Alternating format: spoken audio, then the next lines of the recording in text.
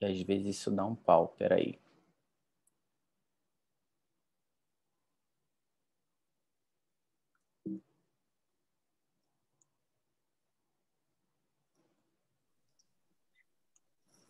Deixa eu só... Pronto. Acho que agora está tela cheia, né? Foi. Bom, antes de qualquer coisa, a gente está falando aí de um produto, né? E não tem qualquer conflito de interesse no que eu vou falar hoje aqui. Estou trazendo esse assunto à tona a pedido do Dr. Marcelo por conta de uma demanda que tem surgido espontaneamente diante desse produto, que é o Zymot. E aí eu levantei um pouquinho do que tem de evidência científica para o uso do Zymot, no intuito de buscar resultados melhores aí para as nossas pacientes e a gente poder estar podendo passar isso para os nossos pacientes com clareza em relação ao que a evidência científica está mostrando, né? Vivemos agora um mal do século, né? Que é as redes sociais, que é um mal necessário, né? Que hoje todas as clínicas e médicos acabam tendo que aderir para ter uma projeção, e isso traz algumas consequências. Coloquei hashtag Zymot no Instagram. Olha quantas publicações a gente encontra do Zymot no Instagram. Vídeos e mais vídeos, embriologistas, lives, procedimentos. E nós da Clínica Origem também não fugimos disso, né? Temos uma embriologista, Andressa, que tem um Instagram bastante informativo, que com uma amostra do Zymot ela mostrou um pouquinho de como funciona o Zymot, né? Eu vou explicar em detalhes isso, mas ela pegou a amostra, coloca a alíquota seminal dentro da placa do Zymot com o intuito de buscar espermatozoides de melhor qualidade. E o mais curioso, né, é uma paciente que acho que todos da clínica conhecem, ou, na verdade, não é minha paciente, ela é paciente da doutora Beatriz, em que no dia 19 de março eu recebo um bom dia no WhatsApp com a seguinte pergunta: posso tirar uma dúvida minha? Pode ser pedido para o laboratório lá da Origem usar o Zymot na amostra do sêmen do marido dela? Então, essa foi a demanda espontânea que fez e motivou com que eu estivesse aqui falando um pouquinho do Zymot. Seguindo, o Zymot, na verdade, é mais um tipo de preparo seminal. O que a gente tem habitualmente hoje? É o Swim Up, chamado também de migração ascendente, e o gradiente descontínuo de densidade. Antes de eu falar dessa aula, eu pedi para a Natália ou alguém do laboratório que pudesse explicar um pouquinho para a gente quais são esses dois tipos de preparos seminais. Eu tenho algum voluntário que possa me ajudar nisso? Pode ser o pessoal de BH também. Eu estou chegando aqui, peraí. Oi, Igor. Me salva, Nath. Você vai explicar muito melhor do que eu quais são os dois tipos de preparos seminais que a gente tem mais usado ultimamente. São esses dois, não é isso? Isso. Então, como é que eles funcionam? Como que a gente faz? O nosso swim-up, a gente usa uma etapa de centrifugação. A gente faz o swim-up do pellet. Então, a gente coloca uma parte de sêmen, uma parte de meio, homogeneiza, centrifuga por 10 minutos e aí coloca o tubo a 45 graus para fazer a migração, tira a parte superior depois de 40 minutos e passa para um outro tubo. Esse é o nosso swim-up. Então, tem uma etapa de centrifugação e depois a migração.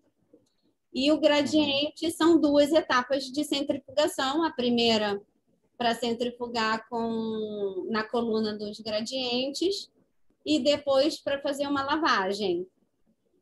Entendi. Resumidamente, né? Claro, claro. Mas uma informação que eu acho que é importante é que ambas passam pela centrifugação, né? De alguma forma. Sim. Tá. Sim. Essa é uma informação muito importante, porque já desde 2011 tem publicação da técnica que é a que contempla o Zymot, que é a técnica microfluídica, em que, na verdade, não há centrifugação da amostra. A amostra ela vai limpa, né, pura, diretamente para a placa, em onde vai haver a separação do sêmen. Então, isso já é uma mudança significativa na questão do preparo seminal, né? Esse é um ponto importante. Mas aí, o que é o Zymot na sua essência, né? A definição dele? É um dispositivo de preparo do sêmen em que separa o sêmen da seguinte forma. Tem uma porta de entrada, em que a amostra é colocada, e uma porta de saída. E entre essa porta de entrada e essa porta de saída, existe um filtro de membrana. Eu coloquei uma fotografia ali de uma corrida com barreiras, porque é exatamente isso que acaba acontecendo. Então, eu baixei um vídeo da própria plataforma que vende o Zymot, que explica como é que o Zymot funciona. Então, ele tem a porta de entrada, em que é injetado ali na placa dele 850 microlitros, né, de amostra seminal. Essa amostra ela vai passar por algumas barreiras, então mostra ali o espermatozoide atravessando algumas barreiras, sendo uma das mais importantes barreiras os poros, em que tem ali um diâmetro de 8 micrômetros, em que, em teoria, vai selecionar os espermatozoides que têm a capacidade de transpor esses poros, que sejam mais móveis e de melhor qualidade. É muito interessante, né, a metodologia do Zymot. Mas por que o Zymot seria uma opção, né? Os outros processamentos seminais não são bons, eles não são úteis, eles têm resultados piores. E aí a gente levanta essa questão. E o que surge de premissa para trazer a questão de evolução técnica para o uso do Zymot é a fragmentação do DNA do sêmen, né? Alguns trabalhos lá desde 2003, 2004, 2008 já mostram evidências de que altos níveis de fragmentação de DNA eles foram associados a resultados ruins na FIV, em particular na taxa de formação de blastocisto e nas perdas de gravidez, falhas de implantação e perdas de gravidez. E as estratégias voltadas para corrigir essa fragmentação do DNA atualmente, elas são o uso de medicações antioxidantes, que possuem artigos mostrando resultados bons e resultados imutáveis em relação à resposta aos tratamentos, e também técnicas cirúrgicas de recuperação de espermatozoide, como um trabalho publicado pelo Sandro Esteves, em que levanta a hipótese de que o espermatozoide testicular ele tenha menor fragmentação de DNA e, com isso, trazendo resultados melhores em relação à taxa de formação de blastocisto e perda gestacional. Então, pensando nisso, né, na prática, o sêmen utilizado numa ICSI, ele não passa pela análise de fragmentação do DNA. Né? Aquela amostra ela é observada pelo embriologista e selecionado o espermatozoide de acordo com as suas características morfológicas, motilidade e vitalidade, não avaliando de fato a presença ou não de baixos índices de fragmentação do DNA naquele gameta, né, por exemplo. O que a gente tem de publicação de maior impacto em revistas importantes começa pelo A Human Reproduction, em 2018. Ela fala da seleção de espermatozoides através do microfluido, e aí ela usa especificamente o Zymot nessa publicação, mas com N de 70 casos, olhando homens no exame de rotina. Né? É um estudo cego em que comparou o SWIMAP com a centrifugação de gradiente de densidade associado e o Zymot, avaliando os índices de fragmentação única e exclusivamente dessa amostra após o processamento. E aí viu que todas as amostras processadas pelo Zymot, com relevância estatística, mostrou que tinha um índice de fragmentação menor comparado com a centrifugação de gradiente de densidade, né? Então, aqui é um gráfico mostrando as amostras, né? Então, você tem o sêmen não processado, teve, em média, fragmentação em torno de 20% das amostras, contemplando um N de 69 amostras. Quando usou o gradiente de centrifugação, centrifugação por gradiente de densidade, mostrou uma fragmentação bem menor, que beira ali os 6%, e quando ele usou o chip microfluidico, que é o Zymote, ele não encontrou nenhum espermatozoide, então o índice de fragmentação é de 0, numa amostra de 64 casos, né? Usando alíquotas das amostras desses 70 pacientes. Então, ele mostra que o índice médio de fragmentação do Zymote era de 0%, enquanto o com centrifugação era de 6%. Outra publicação em revista importante, nossa referência, que é a Fertility Sterility, em 2019, comparou o microfluido com densidade de gradiente, densidade gradiente, em casais que foram submetidos à inseminação intrauterina, já com N maior e dividido em 2 grupos, 133 casos no grupo, 132 no outro.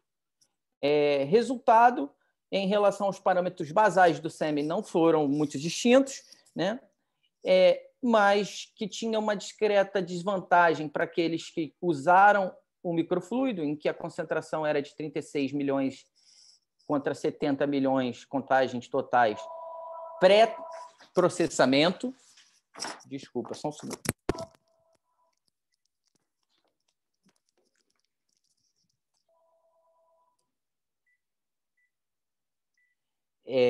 Vamos lá.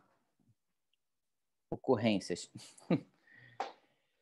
E, após o preparo, a gente viu que a motilidade da amostra seminal ela era maior nos pacientes, discretamente maior nos pacientes após o preparo com o uso de microfluido. Taxas de gravidez, 18% contra 15% em quem usou microfluido, e gravidez ongoing, 15 contra 9, com risco relativo alto e intervalo de confiança entre 1 e 10, né, com a relevância estatística aí questionável.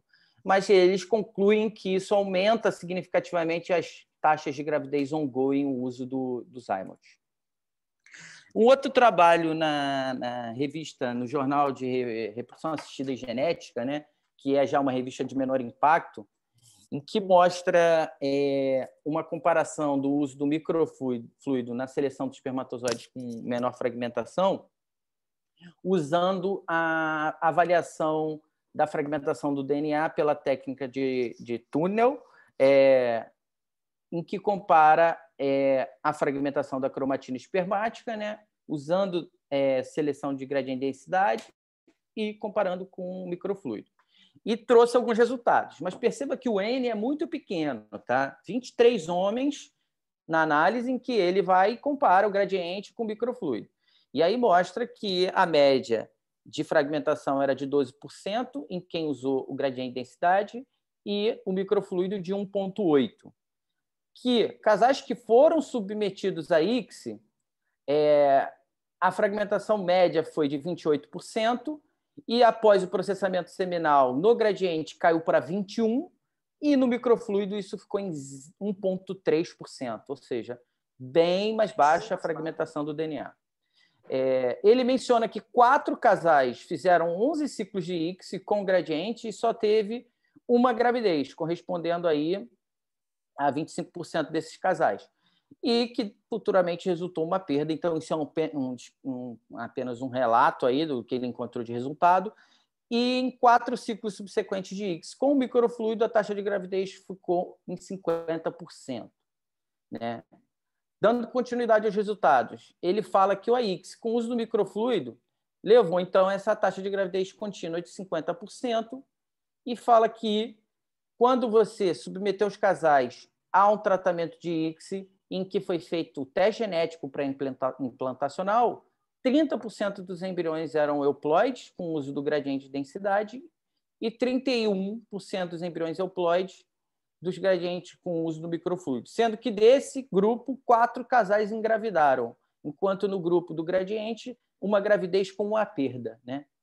E ele analisa 16 casais que passaram por 20 ciclos de ICS, exclusivamente com uso do microfluido, em que, desses 16, 8 tiveram falhas em ICSIS com gradiente de densidade em outros centros de fertilidade. Né? Um viés assim, significativo se comparar um outro centro com um centro que está fazendo estudo. E esses casais alcançaram uma implantação de 34,5%, com uma taxa de gravidez de 58,8%. E, no final, ele conclui que a seleção microfluídica ela rendeu os espermatozoides com uma integridade genômica ótima e com uma chance maior de ter um embrião euploide. Uma afirmativa que tem que ser considerada aí quando você faz uma análise crítica em relação ao trabalho, né? E aí, no site do Zymot, né, tem todos os trabalhos, eles têm lá, né, quem quiser entrar, é só botar no Google Zymot, você entra, ele tem todas as referências bibliográficas, as mais recentes, que mencionam o uso do Zymot em trabalhos científicos. E grande maioria, 70%, 80%, está relacionado à apresentação de pôster em congresso.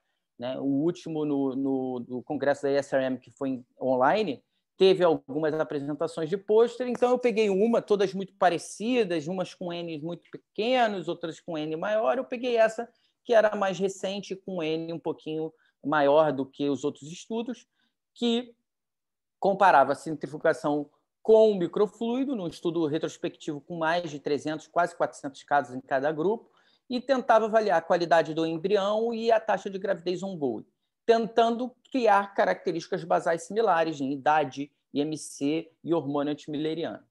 E ele diz que não houve diferença em número de embrião, além da mórula, né? Número de embriões criopreservados, transferidos ou descartados, a qualidade do embrião, mas fala aí numa diferença de gravidez clínica entre 23% contra 71%. E aí o gráfico mostra, de fato, isso, né? Quando ele separa em grupos de graus, né, os graus de fragmentação, e no final vem a taxa de gravidez, que você vê que com o uso de gradiente de densidade foi menor do que com o uso da técnica microfluido. Num dos artigos da ESRM, eu deixei isso para o final, porque tem uma opinião, né, uma opinião de um urologista do departamento de Utah, de cirurgia urológica de Utah, que ele levanta muitas questões em relação, dando a opinião, e eu até compartilho com ele, dentro da minha análise em relação ao que eu li, né, muita coisa. E aí ele, nesse texto, ele coloca algumas frases importantes que eu vou trazer aqui. A primeira, né, diante do que ele viu dos artigos, né, principalmente o que eu já mencionei, publicado na Fertility, ele fala que a eficiência da seleção ela é limitada por fatores humanos. Então, isso inclui a fadiga do examinador, a incapacidade de visualizar os espermatozoides e a experiência. Ele fala aí que o exame pode levar até 12 a 14 horas, dependendo do número de espermatozoides presentes. Então, isso é uma coisa muito importante, né? Então, quando a gente compara uma técnica de processamento seminal e dizer que uma gravidez é superior à outra, isso não é levado em consideração o fator humano como um principal quesito na análise dessa amostra e na seleção desse espermatozoide, né? Outra coisa é que ele fala que muitos estudos, inclusive esse da Fertility, é um desenho de corte retrospectivo não aleatório e sujeito a viés, isso é óbvio. E que não houve diferença significativa quando você compara as duas cortes, levando a algum tipo de confusão de resultado. Quando você fala do chip microfluídico, você encontrava até menos espermatozoides móveis e mais pacientes, em comparação naquele de inseminação, naquele trabalho, que tinham sido submetidos a ciclos anteriores de inseminação. Então, isso pode significar que esses grupos de chip microfluido tenham falhado nesses ciclos passados, que também é um viés, né? Você está levando em consideração só aquele momento, não retrógrado em relação aos ciclos que foram feitos anteriores naquele grupo. E ele leva também em consideração a maior taxa de abortamento espontâneo anterior, que houve também nesse corte desse grupo de chip microfluidico e com possível relação à alta fragmentação do DNA, que alguns trabalhos já mostram que isso traz resultados piores, né? E aí é uma conclusão minha. A gente está dizendo que o Zymote ele é um dispositivo eficiente partindo de algumas premissas, né? Primeiro, de que a fragmentação de DNA ela tem impacto e traz benefícios, uma vez que baixa a fragmentação, nos resultados de técnica de reprodução assistida. A segunda é que esse preparo seminal ele seleciona espermatozoides com a menor fragmentação de DNA. E a terceira é de que, com isso tudo, a gente vai conseguir ter resultados de FIV e ICSI melhores.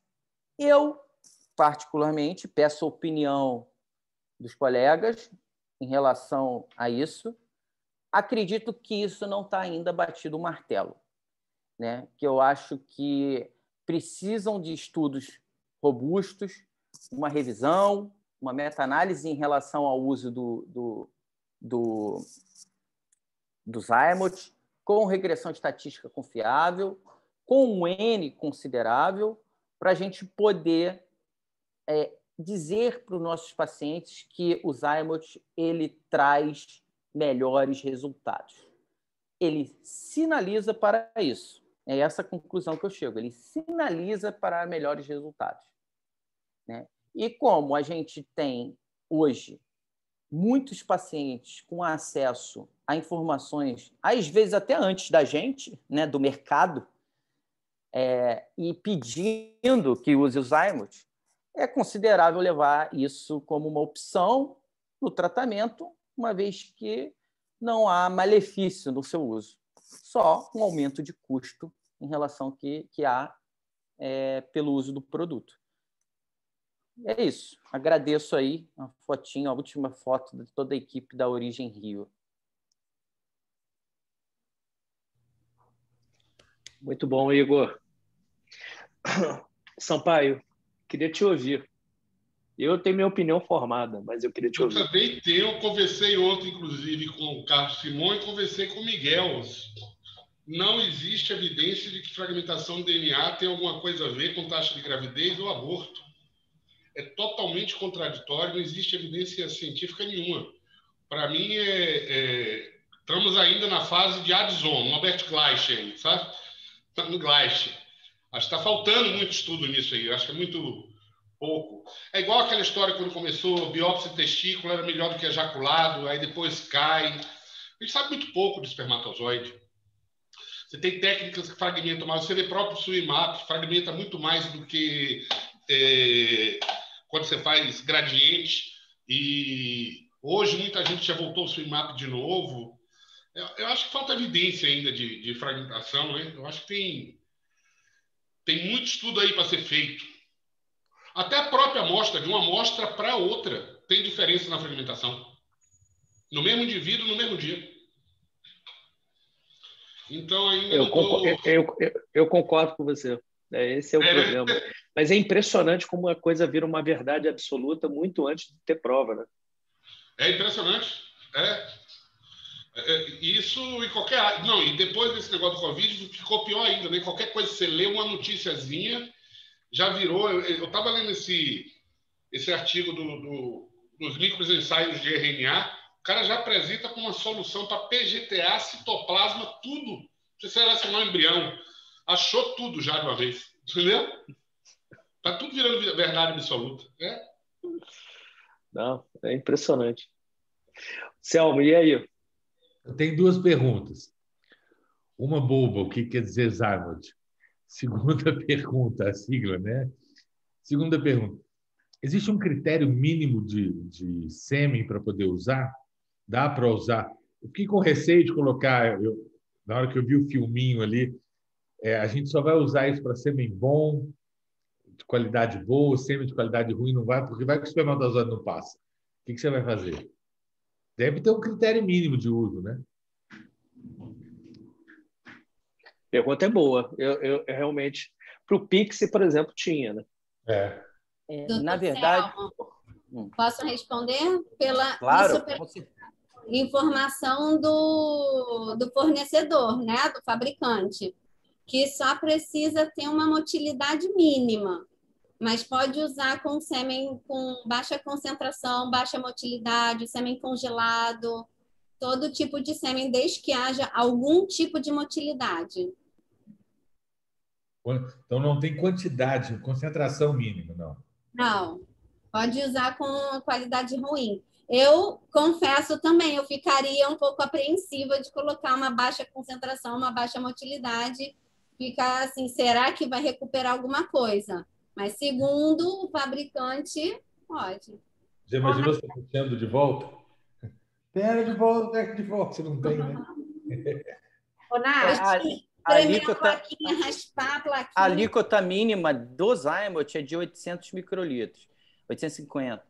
Mas ele é uma marca, tá, Selmo? Ele não tem patente exclusiva. Existem outras marcas desse tipo de dispositivo, né? Tem outros, um que é um zigue-zague, né? Tem umas coisas assim que vai mudando o obstáculo do espermatozoide. E o nome? Ô, Nath, na Spectrum eles vendem vários tipos de Zymot, né? Tem o para FIV, tem o para ICSI, tem para inseminação, então são vários tipos. Sim, a Natália já me explicou isso, que tem essa diferença, mas o que é o recomendado mesmo é o para FIV, para FIV. Ela me explicou a diferença agora que eu não lembro, que ela só pediu essas diferenças que alguém queria fazer um estudo, mas que todos os artigos, tudo que já foi publicado é em relação à da FIV. É porque a de ICSI, ela tem vários buraquinhos, né? Essa do videozinho só tem um buracão grandão, como a piscinona. A de ICSI é diferente por causa disso só. São vários buraquinhos, acho que você colocar em pior, então você não teria o problema, assim, se tiver pouco volume, se tiver pouca quantidade, ela funcionaria do mesmo jeito. Eu posso mostrar um caso que a gente teve essa semana? Claro. Que é óbvio que de grão em grão, mas assim que vai dando um ânimo para a gente usou num caso da doutora Monique Ubaldo, paciente que já tinha feito outros 2 ciclos aqui na clínica, sem blastocisto. Primeiro ciclo ela teve um óvulo coletado, maduro, que não fertilizou. No segundo ciclo ela teve 4 maduros, que um fertilizou e não teve blastocisto. E no terceiro ciclo, que é esse que ela fez agora, ela teve 3 coletados, 3 fertilizados e 2 blastocistos. Nesse terceiro ciclo que ela fez com o Zymot. Posso dar um parêntese? E da fragmentação, né? Esse casal eu tratei, operei varicocele dele, foi de 9 milhões para 19, fragmentação de 56 para 30, antes de usar o Zymot. Já temos um viés absurdo aí. Alguém que em outubro, 56% de fragmentação, em fevereiro desse ano, 46% de fragmentação, e no terceiro ciclo, usando o Zymot, deve ter ido para próximo de 0, né? E eu fiz terapia de reposição hormonal para ele também. Então, ele teve um aumento aí de concentração importante, né? De 9, eu acho que foi 9 milhões para 19. Acho que foi alguma coisa desse tipo. No dia da FIV estava com 40 milhões, no dia do terceiro ciclo. Se passar mais tempo aqui, vai engravidar natural. Perigo isso.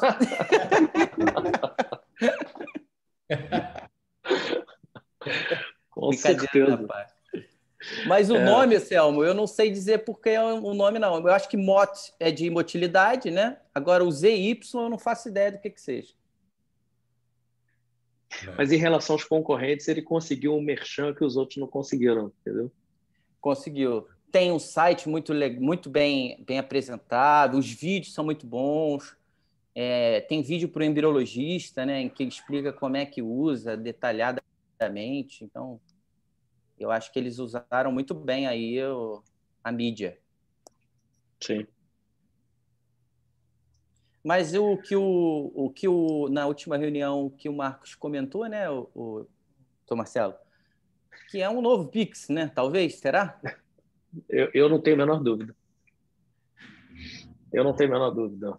E a escassez de evidência é impressionante, sabe? Você já tinha me mandado uma vitamina que garante até 97% de gravidez em mulheres de eu vi. Eu acho que eu recebi um e-mail também. Eu te caminhei. Aí bota lá que está regulamentado pela vigilância sanitária. Acaba até com a FIV. Impressionante. Fértil Family, fértil alguma coisa. Eu tenho ele aí.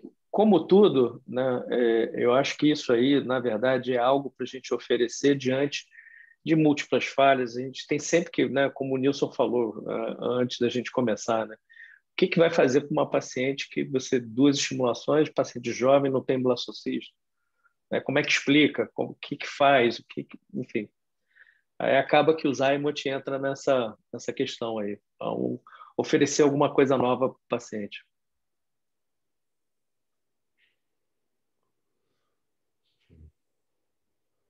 Bela apresentação. Foi muito bonita. Igor, Obrigado, parabéns. Obrigado, chefe. Muito obrigado. Foi muito bonita mesmo. Muito completa, muito interessante. Tinha muito mais trabalho, né? Tinha muito mais trabalho, mas tudo sem muita evidência. Tinha caso de 10 casos, coisa assim, sabe? Que você vê que é mais do mesmo, né? Eles ficam falando mais do mesmo ali. E eu senti que não teve um trabalho que é a grande dificuldade dentro da medicina reprodutiva, é essas regressões estatísticas para você diminuir viés, né? Porque a idade, hormônio antimulleriano, número de ócitos, são muitas variáveis que impactam no resultado final. Então, você simplesmente dizer que um dispositivo de processamento seminal ele leva a resultados significativos de melhora é meio... como é que eu posso dizer? Está não sendo tão científico, né? Tão correto. Natália vai me matar, mas assim, é um estudinho, um pilotinho super legal. Pega 20 pacientes, 30 pacientes, porque tem o sêmen normal, tem que ser importante isso. Pega metade do sêmen e usa o Zymot e outra metade usa o preparo habitual. Injeta metade dos ócitos com sêmen de um, outra metade com o outro, vê a formação de embriões direitinho e, na hora de selecionar para transferir, tentar, se possível, transferir ou só de um ou só de outro. E aí vê a taxa de gravidez. Agora, já começa a notar, a partir da formação de blastocisto e da seleção, porque a seleção é importante. Se chegar no final das 20 pacientes, a grande maioria se selecionou de um, aí interrompe o estudo, mostra que ele é melhor, acabou, né? Dá para pensar, aí dá para dizer que íamos fazer com 50, com 20 e tal. Agora, se der para selecionar, se for igual de um, igual do outro, aí transfere um tanto de um tanto de outro. Um pilotinho assim, de 20 casos. Se for bacana, se começar a dar resultado interessante, dá para prolongar, faz 50 ciclos, aí vai aumentando. Mas vai dar trabalho, né? Vai compilando dados. Só acho que demora um pouquinho para ter uma quantidade de pacientes que vão pagar esse extra para fazer por isso. E a maioria das nossas transferências são de congelados, então ainda vai atrasar bastante essas transferências para a gente ver o resultado. Mas a gente pode ir compilando todo mundo que for fazendo. O problema todo, Selma, é o custo do Zymot, que não é barato, entendeu? E a paciente que vai pagar pelos Zymot, ela não vai querer metade para os Zymot, metade não. Sim. E você não pode cobrar metade também por isso. Tem isso também. Não. O negócio é caro. É caro. Caro e com pouca evidência. Mas se eles quiserem patrocinar, né? Não custa nada, né? Patrocina a gente aí, a gente faz. Um patrocina o Spectrum, não patrocina nada. O Spectrum não está patrocinando nada.